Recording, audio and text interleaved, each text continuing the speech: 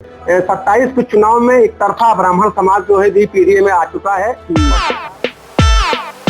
नमस्कार, MT talk show में आपका स्वागत है। जैसा कि आप सभी लोग जानते हैं, जब योगी सरकार का 4 साल बीत चुका है तो मंत्रिमंडल का जो है वो विस्तार हो रहा है और कहा जा रहा है कि इस मंत्रिमंडल विस्तार में पिछड़ा दलित अल्पसंख्यक को जो है शामिल करके जो है एक समीकरण साधने की कोशिश होगी, क्योंकि समाजवादी पार्टी लगातार जो है चुनौती बनी हुई है भारतीय जनता पार्टी के लिए पीडीए के साथ जाकर के।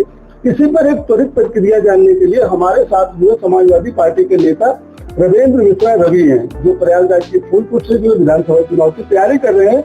हम जानते हैं कि इस मंत्रिमंडल का क्या जो है मतलब असर पड़ेगा। रविंद्र जी, योगी सरकार जो है मंत्रिमंडल का आज विस्तार कर रही है, जिसमें पिछले दलित अल्पसंख्यक समाज से लोग जो है मंत्री बनाए जा रहे हैं, तो ये समाजवादी पार्टी के पीडीए मुहिम को कितना बड़ा झटका लगेगा? पीडीए के समाजवादी पार्टी में कोई झटका नहीं है। इनके मंत्री बनाने से चाहे पाल हो चाहे दलित हो, वो जान रहा है कि सिर्फ अपना वोट के चक्कर में उनको मंत्री बना रहे हैं, लेकिन जनता को कुछ नहीं मिलने वाला है।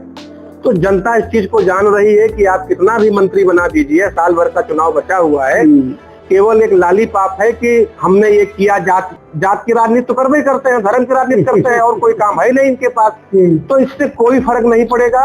अब जैसे अभी आपने कहा कि नए नए मंत्री 2-4 पीडीए के थ्रू, दलित के थ्रू लोग आ रहे हैं, तो आपको लगता है कि सपा पर इसका असर नहीं पड़ेगा? कोई असर नहीं, 1% का असर नहीं पड़ेगा। अच्छा, अभी देखिए बंगाल में भाजपा इतने अच्छे से जीती है, क्या उसका असर उत्तर प्रदेश में नहीं पड़ेगा?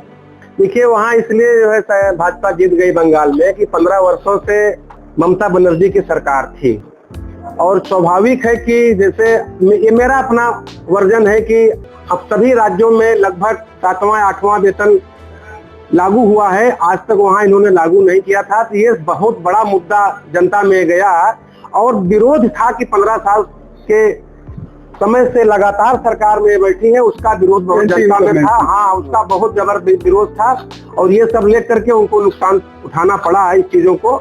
ये बात सही है, लेकिन रही बात यूपी की, यूपी में इसका असर नहीं पड़ेगा। यहाँ तो ये सरकार जो है योगी जी की है, 10 साल इनके भी पूरे हो जाएंगे 1 साल बाद। हाँ, इनका भी विरोध है, इनका भी विरोध है, तो यहाँ उसका असर नहीं पड़ेगा।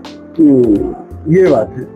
अच्छा, उत्तर प्रदेश में समाजवादी पार्टी का पीडीए 2027 में क्या कमाल करेगा? देखिए, हम जनता के बीच में जा रहे हैं और पीडीए का चुनाव हमारी जनता लड़ेगी।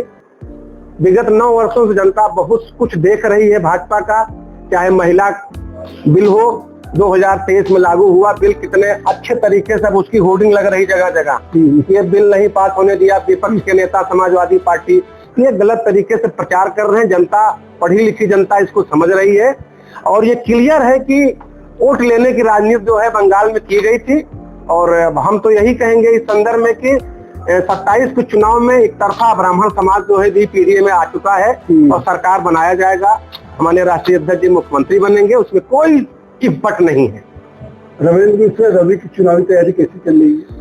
हम अपने क्षेत्र से 2022 में भी टिकट मांगे थे, 2027 में भी मांग रहा हूं। मैं अपना मेहनत कर रहा हूं, बाकी यह निर्णय हमारे राष्ट्रीय अध्यक्ष जी के ऊपर है। अगर हमें ऐसा मौका मिलेगा तो हम सीट जीत के देंगे और सरकार में हम जाएंगे और हमारी सरकार बनेगी। जैसा कि आपने देखा, हमारे साथ इस समय जो समाजवादी पार्टी के नेता रविंद्र मिश्रा रवि जी थे।